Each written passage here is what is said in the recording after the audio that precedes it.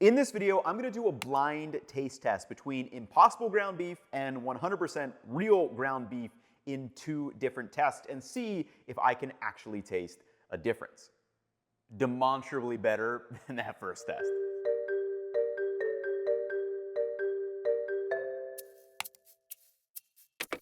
Okay, so for this video, what I'm just kind of curious about is, how different does Impossible ground beef, meat made from plants versus, grass-fed, grass-finished ground beef.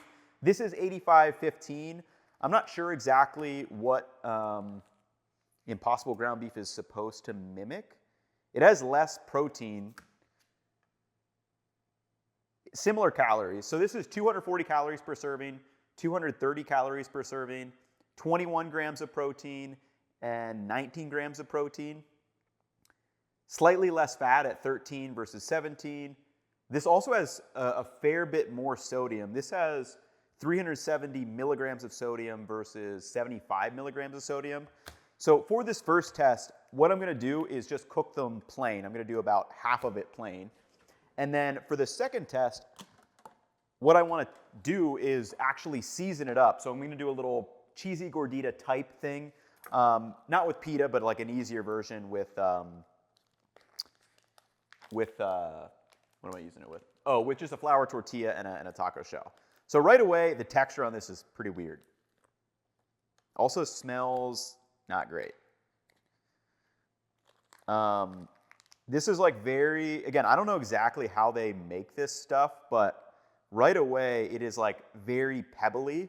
And then you can see there's it's probably a little gross. There's definitely some fat chunks in there. That's, it's probably some vegetable-based fat. I don't know specifically.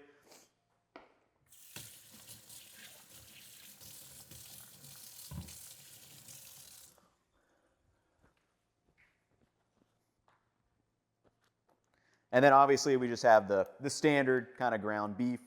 One thing, yeah, that is weird. It does have a weird smell to it. And I've cooked with this, I think, once before, but never in with anything seasoned or of that nature. So there's your ground beef.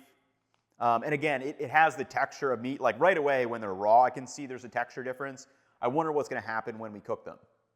And then yeah, this has it has this weird smell to it. It's not a terrible smell, but it's also not an enjoyable smell.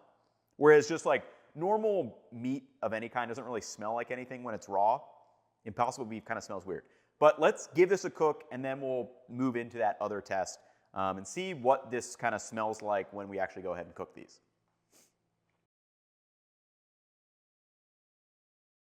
I'm gonna let these pans heat up for just a second, but how do they actually taste is kind of the question that I'm more interested in. So I'm gonna just toss the ground beef down here and I just kind of press it. And this also it was kind of sticking to the pan, not great. I'm sure we'll be able to scrape that off.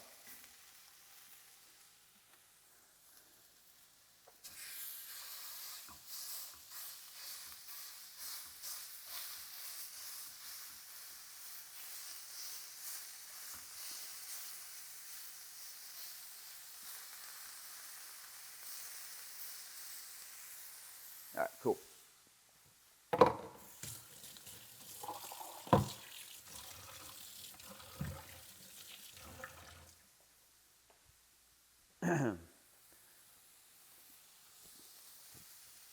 Okay, so while just kind of waiting here, I think one of the interesting questions that I always think about in all sorts of products is who is this potentially for? Is it more for vegans and vegetarians who don't eat meat and maybe used to eat meat but still miss meat? Or is it just supposed to be more of a high protein kind of plant-based alternative to meat? One of the things I think they're kind of positioning it as it says ground beef on the package. So they're clearly trying to position it as you can substitute this for your ground beef. Instead of maybe say I don't know, I guess you could market it the other way where you could go, oh, this is a high protein plant-based food or something like that. But it seems like they're going the route of just this is supposed to be ground beef. So we're gonna put it through its paces. and see what it actually tastes like. There we go. The trusty, whenever I'm doing ground beef, always use a little potato masher. This is like one of my favorite tools. But kind of one of the big things that I think a lot of people miss when it comes to beef in general is that a lot of the aromas and like unique beefy flavor come from, one, the fat that is in the beef itself, but also the browning and Maillard reaction that is happening when we actually go ahead and sear the meat. So this should brown up as well, the Impossible ground beef, but probably just in a different way due to a different type of proteins and all that. It's kind of like a nuanced thing, but really most of the aromas and flavors that we get from beef are really from the Maillard reaction. Because remember, it doesn't really smell like much when it's raw compared to like an onion. When you chop into an onion, immediately you're like, ooh, this is oniony. When you open up a package of ground beef, it's like, doesn't really smell like anything.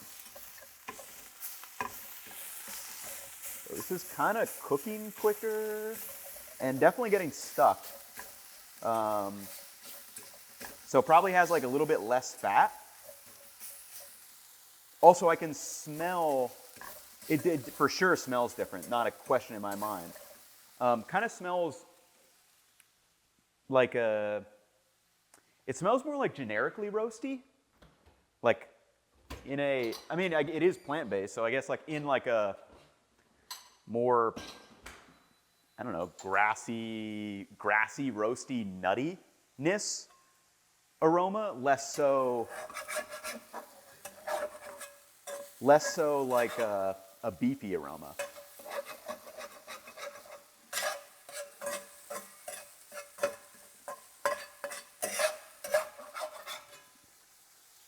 So you can see I've definitely got some like brown bits. I mean, if you're just looking at that on camera, I would say it doesn't look all that different. When you get up here and smell it, it definitely smells different, but it smells solid.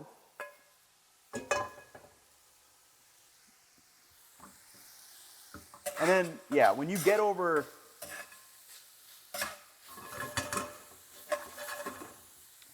into the beef, like there's a very clear difference in aroma. But we'll see what happens when I actually blindfold up and give them, kind of give them that taste test.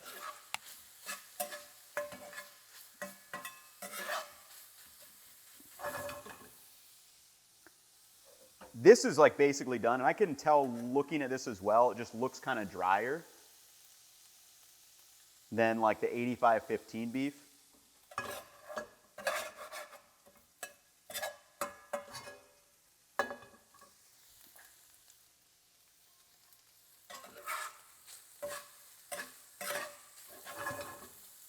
But yeah, these are both done. Let's blindfold up and give them a taste test.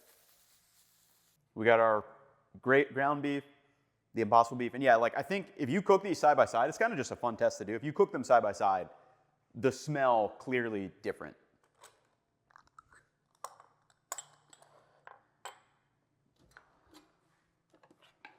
So let's get 2 bowls of each.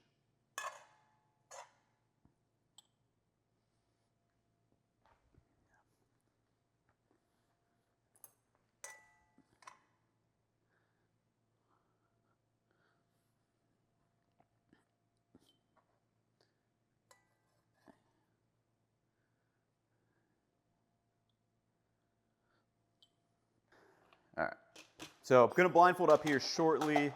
Got to get the spinny guy. We'll do a little triangle test. Use this spoon. And then get a little palate cleanser in between.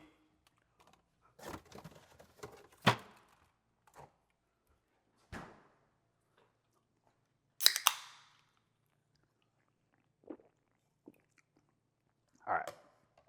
So test number 1, we're ready. Let's blindfold up and see what we got here.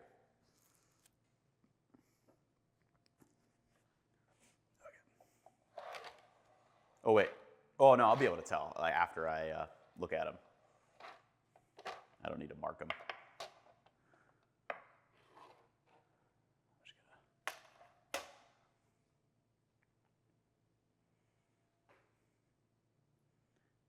bowl number 1.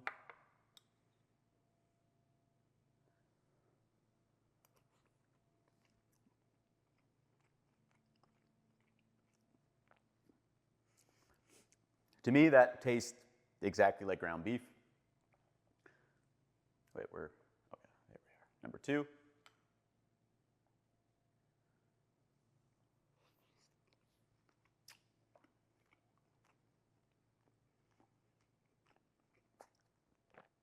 Identical to number 1, I'd say.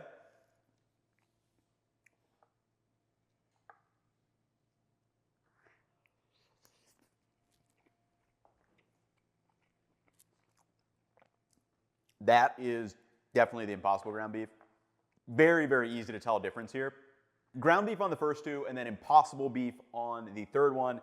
And let me break down the key differences between these. So, yeah. Yeah, it's, I mean, to be expected, like this is literally just a plain test. So this is where they're gonna probably be the most obviously difference. And it comes through in a couple of ways. First is texture. Right away, the beef has kind of this more like springy texture that you're used to with ground beef. Whereas this kind of has like a, I don't know exactly how to describe this texture, but it's not that like normal spring. They have not really replicated the springiness of real ground beef. And then the flavor and aroma is completely different as well. It really is like this, again, it's not bad, but it's also like not great. And it kind of lingers a little bit more, the flavor of this Impossible ground beef. It's kind of this weird like grassy, roasty, generic aroma.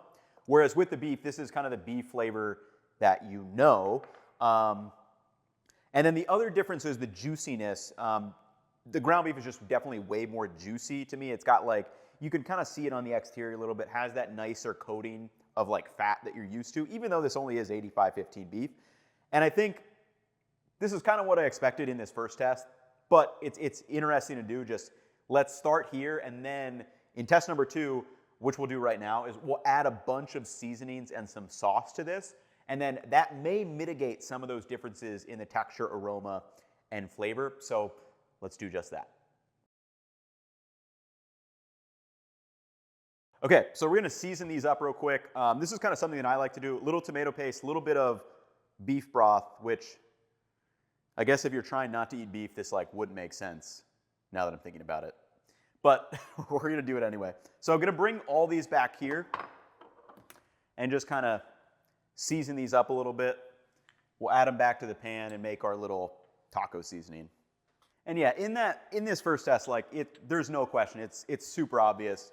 You can tell the difference. You know, if they're truly trying to replicate ground beef, I would say you've got a good ways to go to really get there. And it's like, it doesn't taste great, but it's not terrible. I think if you're eating it side by side ground beef, you'll probably be pretty disappointed. So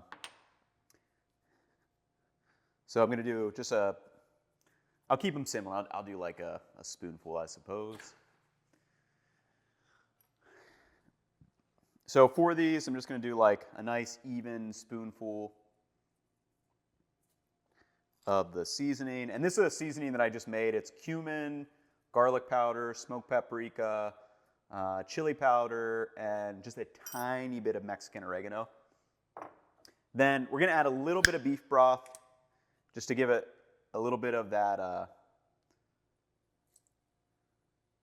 juice. So I'm gonna do 2 spoonfuls. And then again, like if you're trying not to eat beef, obviously you wouldn't add bone broth. So like I understand. So maybe that'll bring back some of that liquid. And then lastly, I like giving just like a little baby squirt of tomato paste in there. And then we'll kind of mix everything up.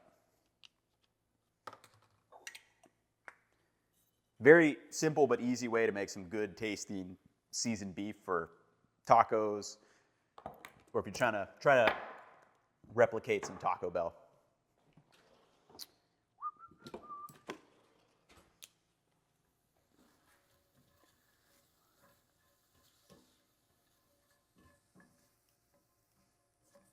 And again, this is another big thing with cooking is like, now this doesn't, all before we were smelling was beef.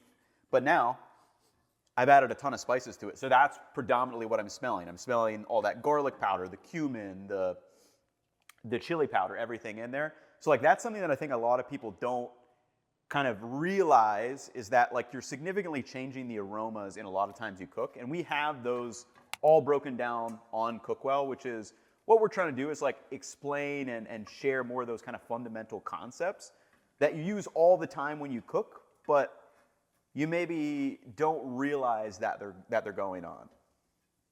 And then again with this, it should be very similar.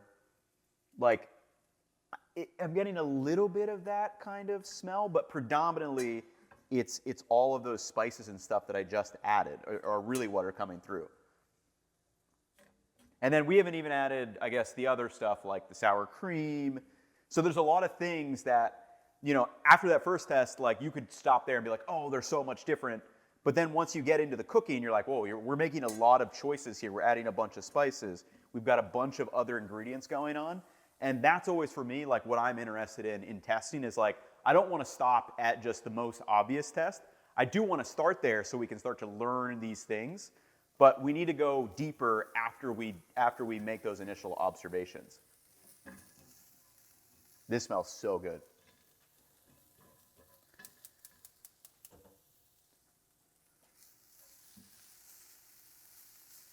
And yeah, I would say most of that grassy, like kind of roasty flavor is gone from the Impossible one, but there's like a hint of it. There's a little hint of it, and maybe it's just because I'm like a little predisposed from the prior test, but there's definitely a little hint of it in there that you can still smell, even though mostly you're getting the taco seasoning, the tomato paste, and all that in there.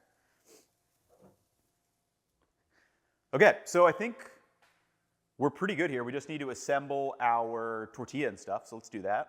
Aside from doing a little, you know, our little test today between the two, this is also just one of my favorite quick meals to do. So these are like some high protein tortillas or whatever. So I think it's like each one is 90 calories, but it's 8 grams of protein. So what I do is just bring that up to heat. I did some of this prep work earlier, so we didn't have to sit through all of it. So I'm going to add some cheese to this.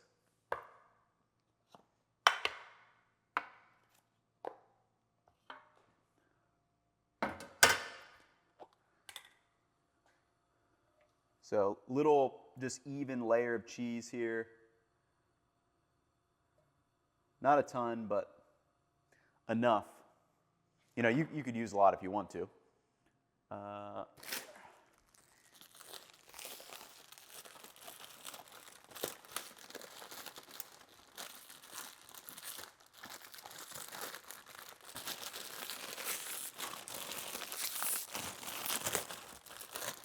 And then we're going to use just half of this for the gordita.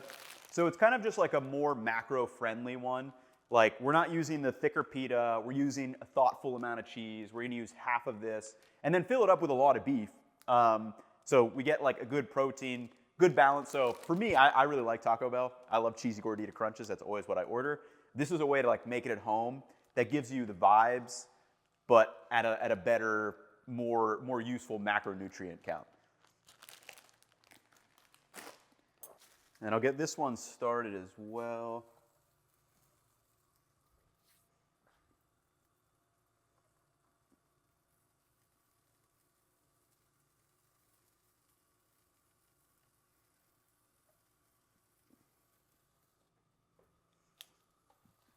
Okay. So this cheese is melty, and this is how I like to kind of assemble. So I'll get them going here, and then just kind of spread my beef on half of it. This guy's kind of slide. I'm going to slide this guy out for a second.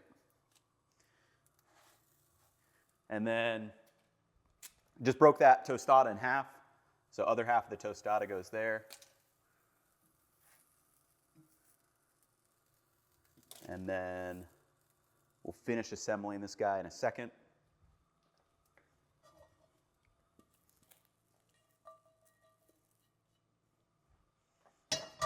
And then same goes. So add our beef.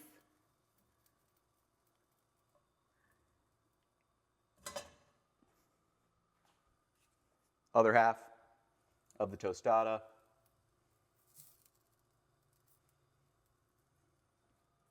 And just like that, should be good to go. So, bump.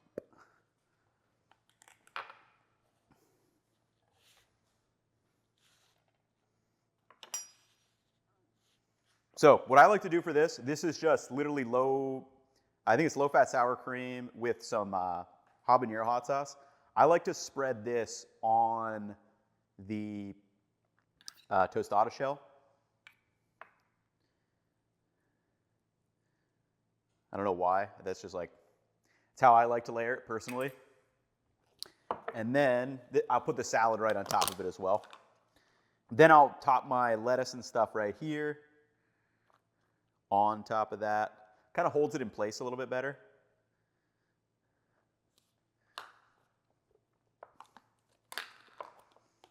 A little bit of red onion. And again, if you prep some of this stuff ahead of time, like this is kind of what's nice about making simple meals like this. Some tomato.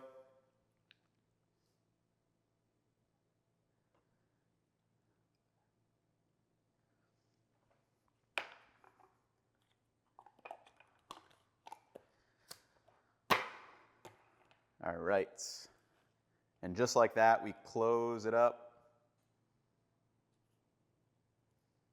And I mean, visually at this point, I think if anyone was watching this one, they wouldn't have any idea that that's not ground beef from a visual perspective. But again, when it comes to, I can still kind of get that slight smell, I think. But what we'll see in this blind taste test here shortly. These look really good, honestly. Way more beef than Taco Bell gives you as well. So I need to chop these up in half. Let's give a little cross section. Beefy, cheesy, a little creamy, a little bit of freshness.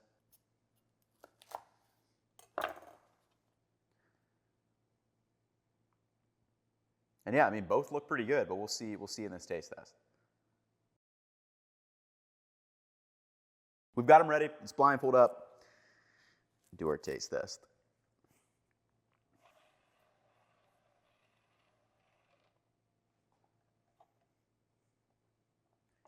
They're like hard to grab.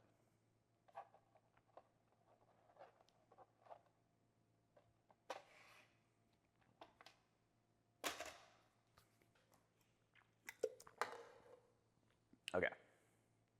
One, two, three. All right. Number one.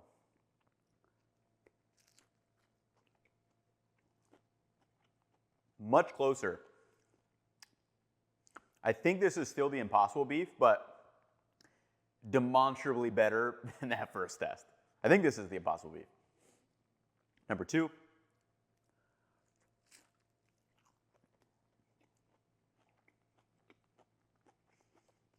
I think this guy's ground beef, again, way, way, way closer now that there's all these other components at play.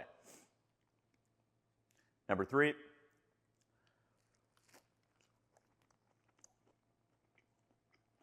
That one I'm 100% sure is the Impossible beef.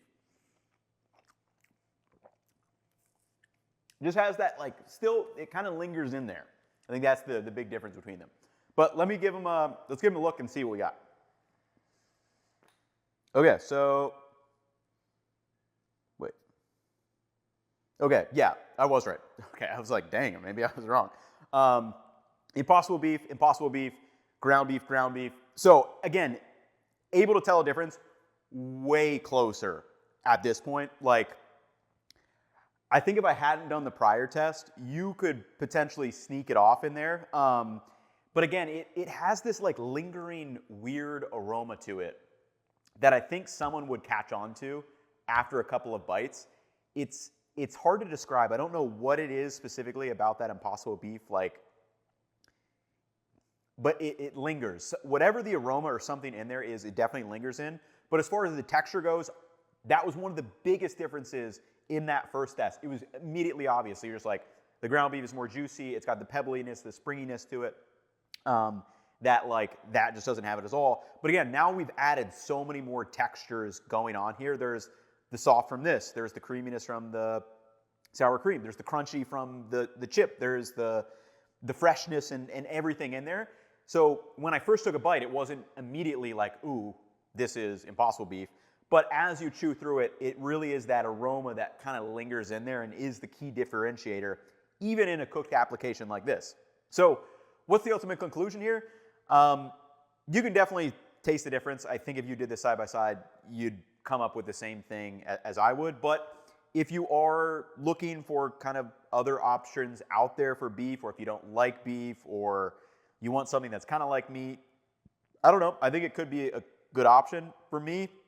Like, I think I would rather just eat beef, or if I was trying to limit my beef consumption, I'd probably try to find other like vegan, vegetarian recipes. That's just me personally.